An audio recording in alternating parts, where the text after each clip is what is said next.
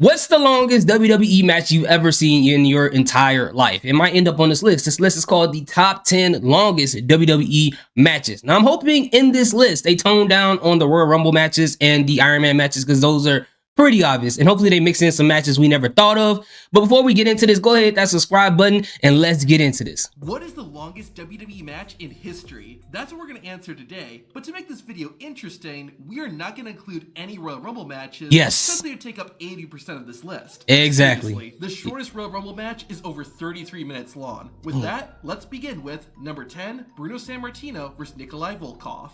Bruno Sammartino might not be familiar to newer fans, but in the 60s and 70s, Bruno was the man in WWE. He held the WWE Championship 2 times for a grand total title reign of 4,040 days. Not only did Sammartino have long championship reigns, but he also had long matches. During Bruno's second WWE Championship reign, he took on Nikolai Volkov. The two faced off at Madison Square Garden, and their match went on for so long that it had to be stopped due to the arena closing. Because of this, Sammartino and Volkov's match ended in a draw and lasted a total of 53 minutes. 41 years later. I wonder if they planned it that way, but that is the literal definition of fight forever right there. Now, for me, if I was a professional wrestler, okay, and someone told me in order for me to get the belt that I wanted, I would have to face someone like Bruno Sammartino, I'll be a little pissed off because 53 minutes is a long time to do anything physical, bro. But if I absolutely have to, they promised me a great storyline after the fact. I'm like, all right, Vince, Hunter, I'll do it, but y'all gonna have to stop the match twice because I need my 15-minute break. I need a 30-minute lunch, and y'all gotta give me a pair of AirPods so I can listen to my favorite podcast, and I need at least 50 rest holds so I can push the AirPods back in my ear. You know what I'm saying? So I don't know. It's crazy. Later, the two would be one-upped by number 9, Dean Ambrose versus Luke Harper. The 2015 R.I.P. Luke Harper, man. Opened the Chicago street fight between Dean Ambrose and Luke Harper. It's not surprising, given the match type, that the fight didn't even start in the ring. After about 7 minutes of brawling around the ringside area, Luke Harper and Dean Ambrose made their way backstage. Harper then got into a vehicle and drove off, with Dean Ambrose hanging out of the window. The show continued without Dean and Luke, but over half an hour later, the two came crashing back into the arena. What? Oh, hey! Wow. It's Harper! They continued where they left off and had a brutal fight. In the end, though, it was the Lunatic Fringe who ultimately won. And now Ambrose hooking, oh, dirty deeds! Thanks to their car trip, this match ended up being 55 minutes and 45 seconds long. Had Dean Ambrose and Luke Harper made a stop at McDonald's, they would have beaten number 8. Dang, that's crazy. You know what? Like, those are two of my favorite members out of those two factions and stables. Like, Luke Harper was always my favorite of the Wyatt family, and I'm not saying that because he passed away. I know a lot of people love Bray, and RIP to Bray, RIP to Luke. And on for the Shield, I always was a huge fan of Dean Ambrose. That was just me. But it was like for this.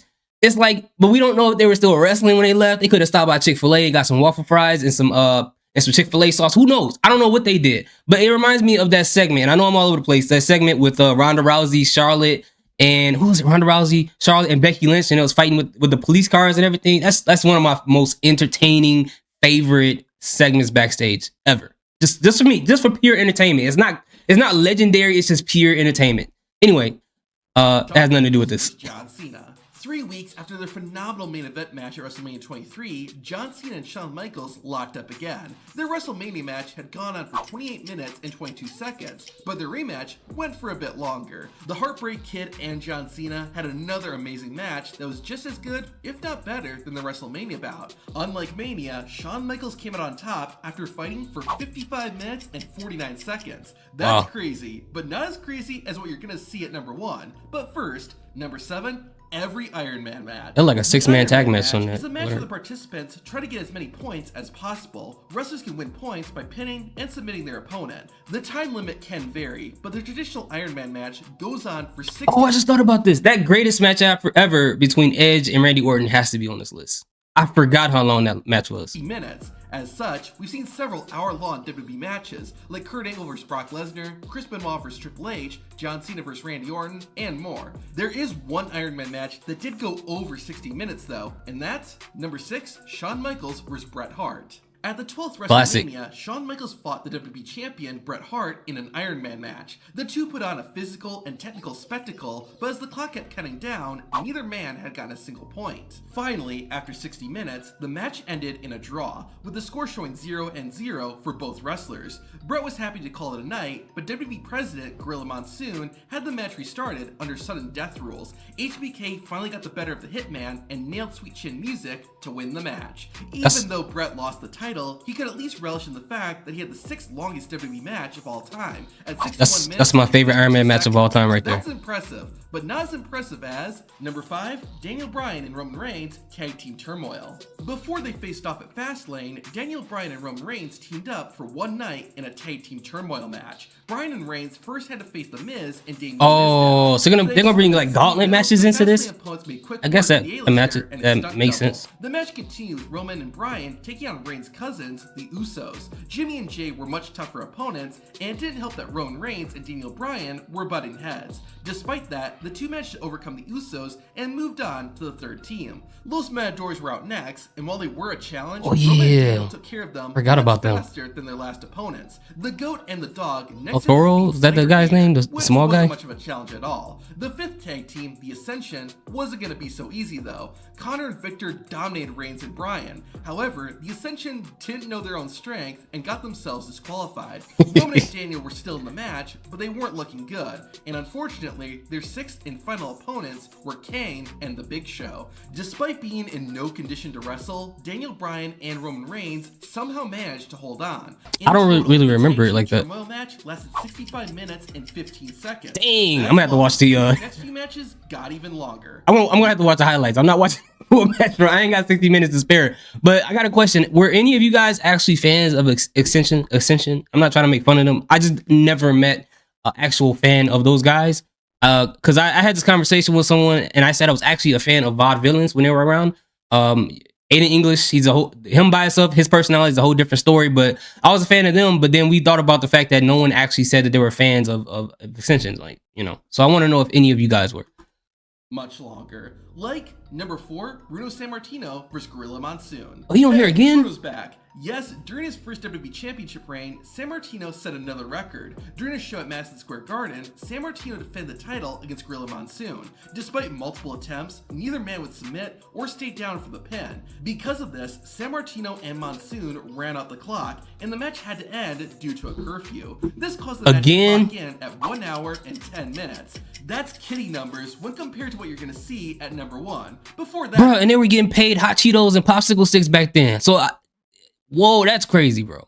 That's crazy. You gotta really love to wrestle. Though, number 3, Bruno Sammartino versus Pedro Morales. Again, bro? Man, everything Bruno did was long. What? Title reigns, long That's what she matches, said. Well, let's not go there. During a rare outdoor WWE event, Sammartino defended his title against Pedro Morales. Even though they were outside, the two future Hall of Famers still wrestled until the venue forced them to stop. Like before, again, bro, they don't listen. Curfew draw and ended at 1 hour, 15 minutes, and 5 seconds. Number 2, Bruno Sammartino versus Waldo Von Erich. What? 4 months into Bruno Sammartino's another one, bro? As WWE champion, he took on Waldo Von Erich in the main event of a show at Madison Square Garden. The two went on to wrestle for well over an hour, and you guessed it, the arena was what stopped the match. Madison Square Garden. Bro, if you invited Bruno Sammartino to your house and you was ready for everybody to leave, he got to be the most annoying person to get out of there. I swear, I promise you, he would not.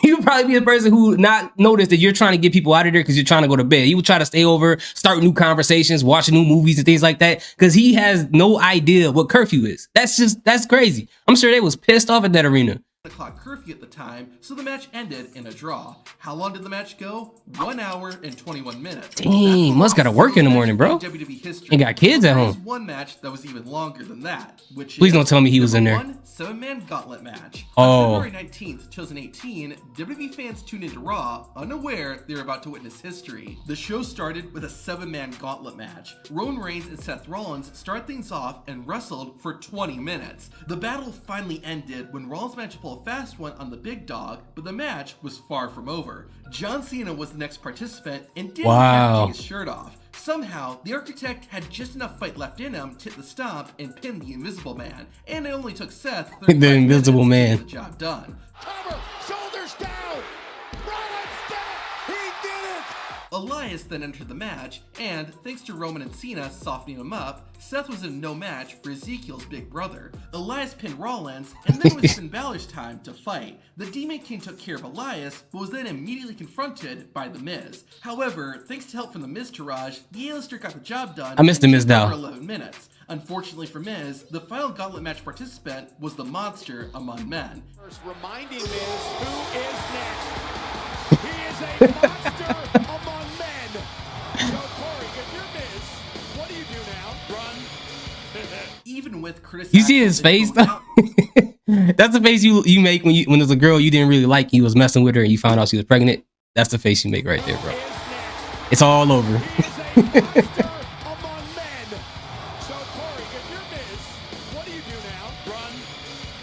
Even with Curtis Axel and Bo Dallas helping him out, The Miz was no match for Braun Strowman. The former Wyatt family member defeated the most must-see WWE superstar to win the match. In total, counting the time spent during commercial breaks, this 7-man gauntlet match lasted 1 hour, 46 minutes, and 55 seconds. Now, to see the shortest WWE matches, watch the video on screen.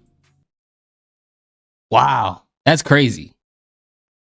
Where's the shortest? I want to react to that. All right, well, we got done watching this. Has the longest match you've ever seen, was that put on this list? If it wasn't, let me know in the comment section. What was the longest wrestling match that you've seen? It doesn't matter if it's don't put Royal Rumbles in there. Don't put Iron Man matches.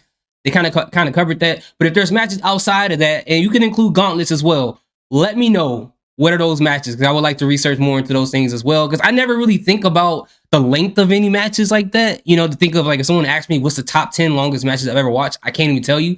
But anyway, thank you guys so much for supporting. Thank you guys for watching. Salute, peace, have a good day.